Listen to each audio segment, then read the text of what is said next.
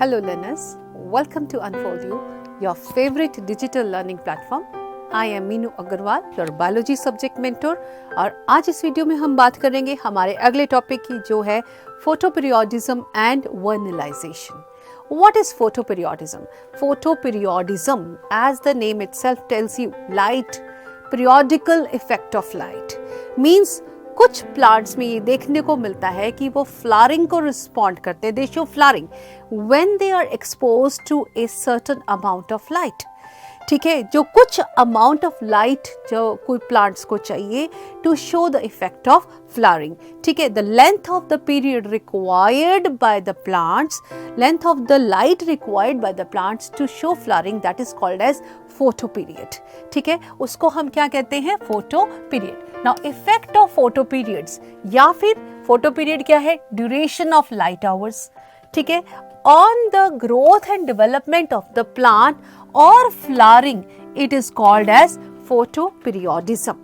क्या कहते हैं? ड्यूरेशन ऑफ लाइट को इफेक्ट करने के लिए जो इफेक्ट है फ्लावरिंग के ऊपर, जो ड्यूरेशन ऑफ लाइट का होता है उसको हम क्या कहते हैं? फोटोपीरियोडिज्म कहते हैं. ठीक है, एक वर्ड आता है critical day length. Critical period कहो या क्रिटिकल डे लेंथ कहो. क्रिटिकल लेंथ क्या है? क्रिटिकल पीरियड क्या है? The amount of light, certain amount of light required, minimum amount of light भी कह सकते हैं, to induce flowering in plants. उसको हम क्या कहते हैं? Critical period. और ये critical day length, it should not increase in short day plants, and it should always increase in long day plants. ठीक है, on the basis of the amount of light required by the plants. ठीक है, कितना photo periodic response show करते हैं. On the basis of photoperiodic response flowering plants को हमने 3 categories में रख दिया है: short day plants, long day plants and day neutral plants. शॉर्ट डे प्लांट्स कौन से हैं? जिनको फोटो पीरियड चाहिए बिलो द क्रिटिकल पीरियड. जिनको फोटो पीरियड चाहिए below the critical period, that is called as short day plant. ठीक है, continuous duration of light critical period है, should not be exceeded in short day plant and should always be exceeded in long day plants. ठीक है, example कौन से हैं short day plants के? Xanthium, rice, sugar cane, potato, all this. ठीक है, फिर लॉन्ग डे प्लांट्स कौन से हैं? जिनको क्रिटिकल ड्यूरेशन ऑफ लाइट ज़्यादा चाहिए, उससे ज़्यादा चाहिए. ठीक है, they require light more than the critical period, greater than the critical period.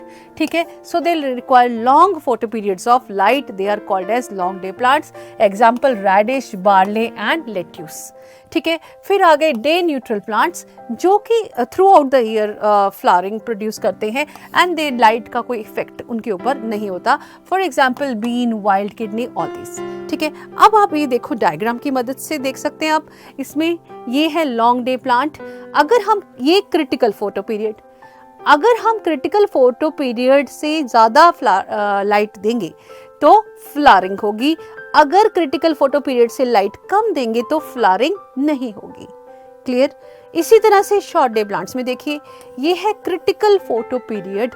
ठीक है, क्रिटिकल फोटो पीरियड के अबव हम अगर लाइट प्रोवाइड करेंगे ऐसे प्लांट्स को तो फ्लावरिंग नहीं होगी, बट अगर हम कम प्रोवाइड करेंगे तो फ्लावरिंग होगी.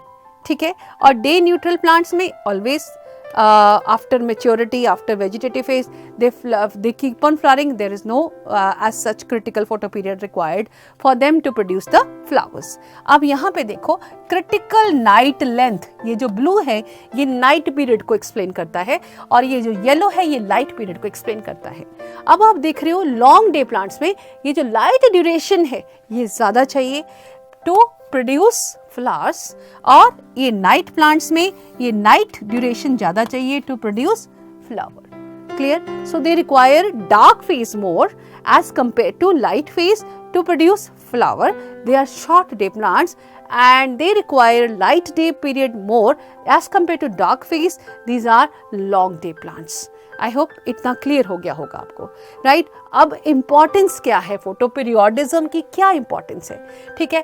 एनुअल प्लांट्स जो होते हैं उनको हम साल में 2 या 3 बार ग्रो कर सकते हैं फोटो पीरियोडिज्म की मदद से, ठीक है। अब जो विंटर डॉर्मेंसी है उसको कंट्रोल किया जा सकता है, और ऑटम में जो लीफ फॉल होती है उसको भी कंट्रोल किया जा सकता है। So it prevents the winter dormancy and autumn leaf fall. Then stolon formation, it can also be promoted through long days in strawberry, right. Then plants like radish, carrot, they can also remain vegetative for longer period and yield also can be increased. Clear. तो ये हो गए कुछ क्या है importance of photo periodism. अब हम एक और टर्म की बात करेंगे। फोटो पीरियोडिज्म में हमने बात की कि लाइट ड्यूरेशन चाहिए फ्लावरिंग के लिए। अब लाइट ड्यूरेशन जो ये फोटो पीरियोडिज्म है, फोटो पीरियोडिज्म को एक्चुअली जो स्टिमुलस है फोटो पीरियोडिक रिस्पॉन्स के लिए वो लीव्स रिसीव करते हैं। स्टिमुलस किसके द्वारा रिसीव होती है? लीव्स के द्वारा। कहते हैं कि लीव्स में एक हाइपोथेटिकल हार्मोन जैसा सब्सटेंस सिंथेसाइज होता है जो कि शूट लाइट की प्रेजेंस में शूट अपाइसिस को ट्रांसमिट कर दिया जाता है, ठीक है। लाइट की प्रेजेंस में वो सिंथेसाइज होकर लीव से शूट अपाइसिस के पास चला जाता है and it causes flowering in the plants, ठीक है। अब हम बात करेंगे वर्नलाइजेशन। वर्नलाइजेशन क्या है? जैसे लाइट चाहिए फ्लावरिंग के लिए, वैसे ही कहते हैं चिलिंग ट्रीटमेंट चाहिए। Chilling means cold treatment चाहिए to produce flowering in the plants, and that is called as vernalization. So what is vernalization? The process of shortening of vegetative phase. Vegetative phase को short कर लेना and hastening the flowering by cold treatment, by giving chilling treatment to certain plants. जैसे barley हो गया, wheat हो गया, rye हो गया, ऐसे plants में ये generally use किया जाता है, ठीक है। Now stimulus जो vernalization का है, it is not received by leaves, it is received by some meristematic cells, ठीक है। And vernalization helps in shortening and brings about early flowering also, ठीक है। It is the applicable to temperate plants like wheat, rice, millets, barley etcetera. अब 2 तरह की varieties होती हैं plants में, ये 2 तरह के प्लांट्स में देखने को मिलता है, राइट। कौन कौन से?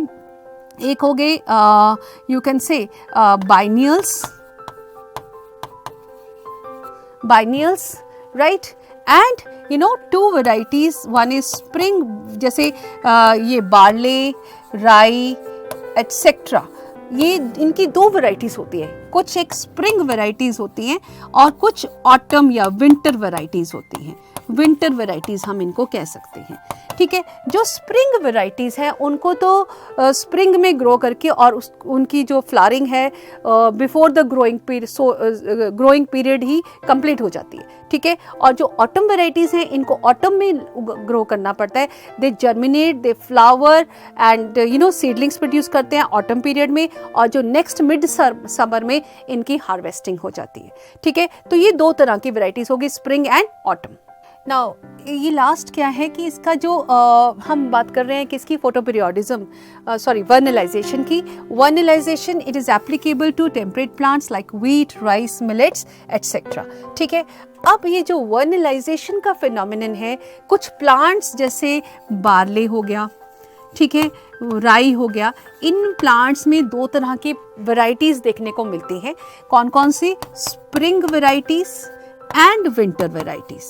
Spring varieties तो they produce flowers, produce grains and harvested during the spring season only, before the growing period is over, ठीक है, तभी प्रोड्यूस कर देती हैं। और जो विंटर वेराइटीज़ हैं they should be planted in autumn। अगर इनको समर में ग्रो करेंगे तो इनमें फ्लावर नहीं प्रोड्यूस होंगे, बट अगर हम इनको ऑटम में प्लांट करेंगे and they will produce some seedlings, germinate करेंगे, सीडलिंग्स प्रोड्यूस करेंगे और हार्वेस्ट देंगे in the next mid summer में इनकी हार्वेस्ट तैयार हो जाएगी। क्लियर? तो ये 2 वेराइटीज हैं किसकी? बार्ले और राई की, जो वर्नलाइजेशन शो करती हैं, ठीक है। ऐसे ही कुछ प्लांट्स हैं जिनको हम कहते हैं बाइनियल्स। बाइनियल्स में हम एग्जांपल ले लेते हैं शुगर बीट एंड कैबेज का, ठीक है। तो ये जो बाइनियल्स हैं ये मोनोकार्पिक प्लांट्स हैं जो एक सीजन में फ्लावर प्रोड्यूस करते हैं, दूसरे सीजन में इनकी डेथ हो जाती है। तो ऐसे फ्लावर्स में अगर हम स्टिमुलस दें वर्नलाइजेशन का तो we can enhance the flowering also, we can stimulate the process of flowering also. So this is about vernalization. और ये जो स्टिमुलस है इनकी लीव्स में नहीं रिसीव होती, और एक हाइपोथेटिकल सब्सटेंस कहते हैं जो वर्नलाइजेशन प्रमोट करता है, and that hypothetical substance is vernalin. ठीक है, so this is vernalisation. I hope आपको समझ आ गया होगा what is photoperiodism and what is vernalization, and that's all in this topic today. We will come again with very interesting video very shortly. Till then, keep learning, keep sharing, and goodbye.